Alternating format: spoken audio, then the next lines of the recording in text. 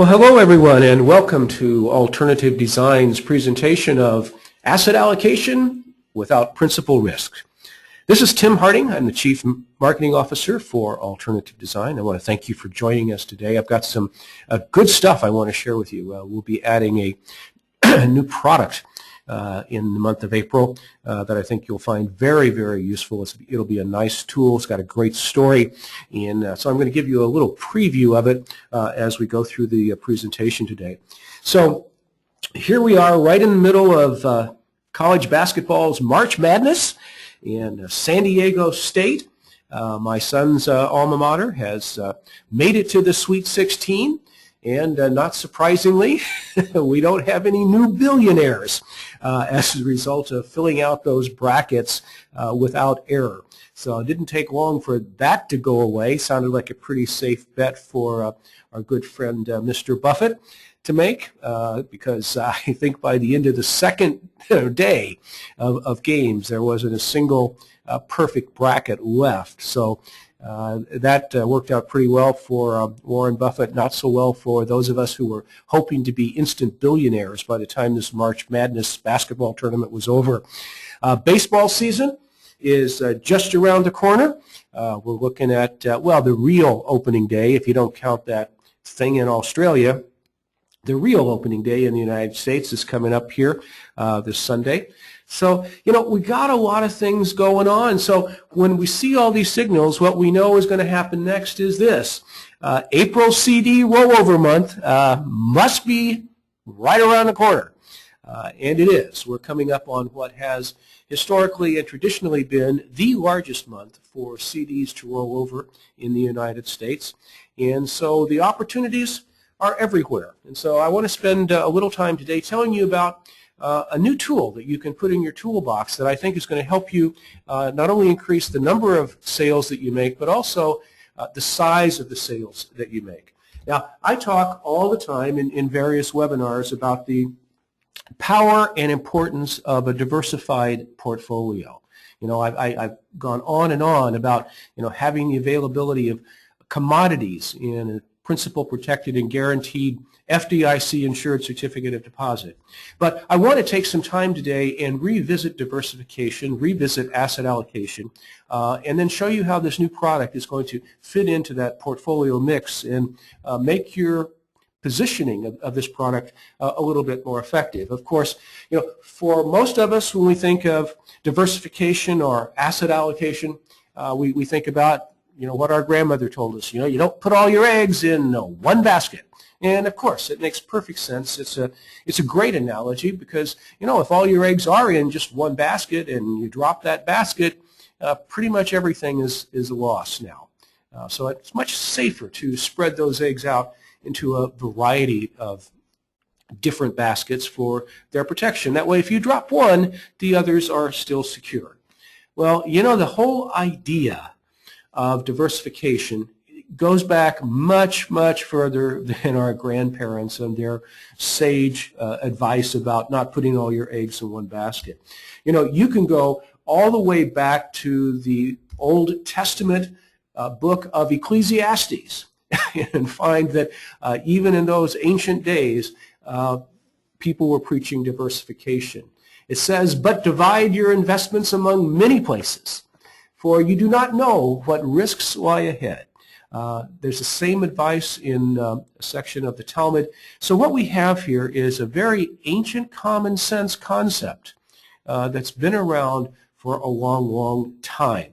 So we know that it's endured the test of time, but the idea of asset allocation or diversifying your investments has taken on a new light in more modern times, because with the capacity to study the performance of different investment vehicles, there have been several studies out that have demonstrated that asset allocation in a portfolio accounts for over 90% of the total return of that portfolio. Not picking the right stocks, not picking the right mutual funds, not market timing, but which asset classes are chosen to be part of that portfolio. It's that important. It's more important than picking the right stocks, the right bonds, or picking the right time to get in or out of the market. You see, think of it like this. I mean, imagine you're walking down a street in New York City and you come across a street vendor. And that street vendor has a number of items on the cart that he's trying to sell. And among those items is sunglasses. And right next to the sunglasses are umbrellas. Now, depending on what kind of day it is, one of these products might appeal to you more than others. Now, the vendor has no expectation that on any day he's going to sell both of these products, but has a pretty good idea that if the rain is coming down, he may not sell any sunglasses, but he will sell quite a few umbrellas. And the converse is true as well. If it's a bright sunny day, chances of selling an umbrella, pretty slim. Chances of selling sunglasses, very, very good. This is diversification because this street vendor understands that he needs to have inventory that will respond to the current circumstances. You know, some days he can't sell sunglasses, some days he can't sell umbrellas, but some days he can. And so he has a diversified inventory to meet those needs. Now, let's talk about what diversification is not. Diversification does not mean having, 5 different annuity contracts with 3 different insurance companies. That's not diversification. That's all the same asset class. And what happens when you have asset classes that respond to the same economic circumstances in the same manner is you have no diversification. If everything goes down at once, you really have put all your eggs in one basket, even though you might have spread those eggs among several different sections in the basket, if you understand what I'm saying. You need products, investment vehicles that will respond in opposite ways under the same economic conditions. Having investment choices that all respond the same way under the same economic conditions does not result in diversification. What we're really seeking is something called inverse correlation. Inverse correlation. In other words, we want to pick and put together a portfolio of investments that respond differently under the same economic circumstances. In other words, just like the umbrella and the sunglasses, when one investment choice goes down, we want that inverse correlation that says there's a probability that the other investments will go up and vice versa. When you've got this inverse correlation, then you have true diversification. Now, why is this so important to us, us safe money people? I know a lot of you preach the same message we do, that you shouldn't put your principal at risk. You consider yourselves to be safe money guys and gals. Okay? Diversification is really the next level of safe money because diversification also has the added benefit of reducing the overall risk to a portfolio. Let me say it again. Diversification is a safe money strategy because it reduces the overall risk of loss in your client's portfolio. There are really 2 pillars of the safe money concept, in my opinion. The first one, of course, we all agree on, and that is that the principal should be protected and guaranteed. And we do that with a variety of instruments. Of course, we talk a lot about the market-linked CDs here, but you also can protect principal in a variety of different instruments, fixed annuities, fixed indexed annuities, and other vehicles as well. So principal protection we all get and all your competitors get. We all understand that. Clients and prospects understand it. But the less understood other pillar of safe money is diversification. Because diversification, as I said earlier, does reduce the overall risk to the portfolio. So we want to diversify a portfolio, even if it's a portfolio of certificates of deposit, like market-linked CDs.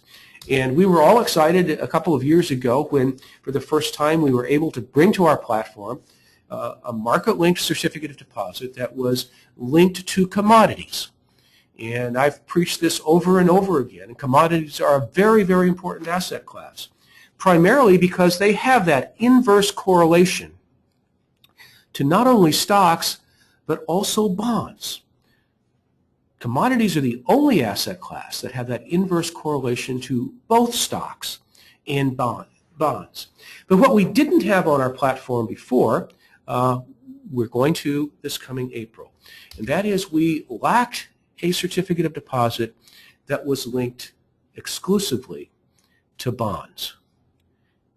Coming this April, you will be introduced to a new product from JP Chase that is a 7-year variable income certificate of deposit, will have a minimum guaranteed annual interest payment of at least 1%, and it's linked to the JP Morgan High Yield ETF Volatility Index, which essentially is a high yield bond index with no cap. And the index itself is actually, the ETF that JP Chase is using, is actually run by PIMCO, probably the world's best bond investment strategists. And PIMCO is also probably the world's largest bond investor, and they're owned by a company that you might be familiar with because of their expertise, and that company is Allianz. Now, I am really excited, and we all are here at Alternative Design, to be able to bring this product to our platform at this point in time, because high-yield bonds have been doing very, very well in recent months, and it appears as if they're going to continue to be an investment vehicle of choice for people who are looking for higher returns than they can find in more conservative investments like U.S. government treasuries and U.S. government bonds. Money is moving towards high-yield bonds. Now, I hear some of you grabbing hold of your chair arms and squeezing tight, going, wait a minute, high yield, I know what that means. That means high risk. And, you know, to a certain degree, you're right. High-yield bonds are more risky than the more highly rated bonds. In fact, these bonds are often referred to as junk bonds. Now, who would want to go anywhere near junk bonds? Well, lots of investors. And they're doing it because they can't get a reasonable yield with the high-grade corporate bonds. The interest rates just aren't there, and large companies with great credit ratings just are not willing to pay an interest rate that's competitive right now. But companies who are more risky, companies who have a lower credit rating, have to pay more when they need to borrow money through the issuance of bonds. And so they're willing to pay a much higher interest rate. Well, if you want those higher yields, you have to go into what we call the junk bond market. The problem is, since those are riskier investments, many investors are gun-shy and don't want to go in there. But think about what you're going to have the opportunity to offer. You're going to be able to offer access to an asset class that you haven't been able to offer before, high-yield bonds, but you're going to be able to do it in a market-linked certificate of deposit that's principal protected and guaranteed if held to maturity, has annual interest payments with no cap, has a minimum guaranteed annual interest payment of 1%. Folks, your clients are going to be receiving the equivalent of what they would get in a jumbo certificate of deposit, a 5-year jumbo CD, but with unlimited upside, no cap. And for the first time, you're going to be able to give them exposure across several different asset classes in a product that, of course, is FDIC insured. I mean, imagine this, the ability to allocate some of your clients' CD money into a CD that's linked to high-yield bonds, but is principal protected and guaranteed, pays a minimum guaranteed interest rate, and enjoys the added security of FDIC insurance. So now coming in April, you're going to be able to offer a product that has actually got a track record of exceptional performance in this world. The fund itself can be back tested, and so here are some returns from the underlying ETF that is going to be in this JP Morgan wrapper. 2-year annualized return, 6.41%. Last year's 1-year annualized return, 5.02%. And if you go all the way back to inception, the average annualized return on these funds has been 6.03%. Folks, this is a winner. And you're going to be able to sit down and have a conversation with your clients and prospects about diversifying their CD holdings into stocks, commodities, and now, for the first time on our platform, bonds. Think about the story you now have to tell. But also, remember what you're doing with those safe money strategies. You're reducing the risk to that client's portfolio, and you're giving them an enhanced upside potential by being linked to these various instruments. So, as always, I have asked you to reserve questions to the very end here. If you have questions, please go ahead and type in any questions that you have into the chat box, and I will be happy to respond to as many of those as I can. We have a couple of things coming up. A week from today will be the April product launch. So I will not only talk about the new bond-linked product from JP Morgan, but will also expand on our other product lines.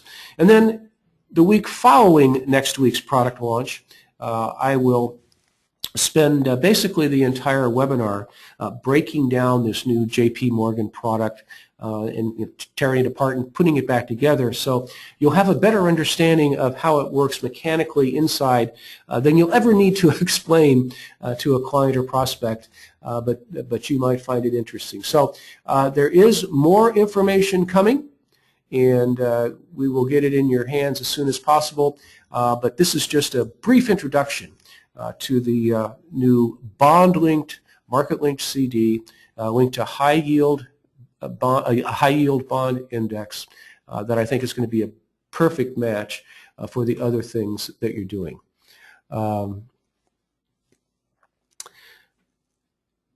Let's see, a question from Doug. When will marketing material be sent to us? And it will come, as it always does, when we receive all the documentation from the banks, the disclosures and so forth.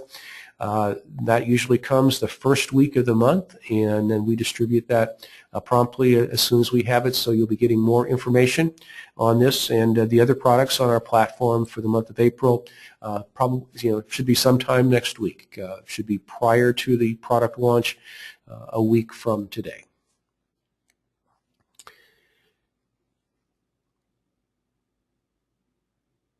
Question from David. On the products previously mentioned, with the exception of Morningstar, do the CD instruments who pick, he says half a dozen, but it's usually 5 or 10, pick half a dozen stocks, do those stocks stay the same through the 6 or 7 year duration? Good question, David. Yes, once the stocks are chosen with the initial offering, they do not change until the CD matures, unless there is something catastrophic like a company going out of business or ceasing to be traded.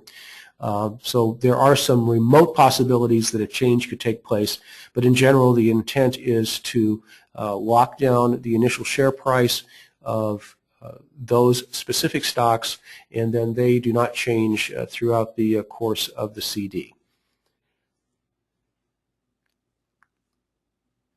Okay, well, I don't see any further questions at this point. Would like to thank you for taking your time to learn about this new offering. I want to make sure we get the materials to you in a timely fashion. We look forward to a great April CD rollover month and another great baseball season. And go San Diego State. I'd like to see you make at least the Elite Eight. Hey, thanks again for joining us. I'll be back here for the product launch 1 week from today, next Wednesday, 11:35 Pacific time. Until then, have a great week.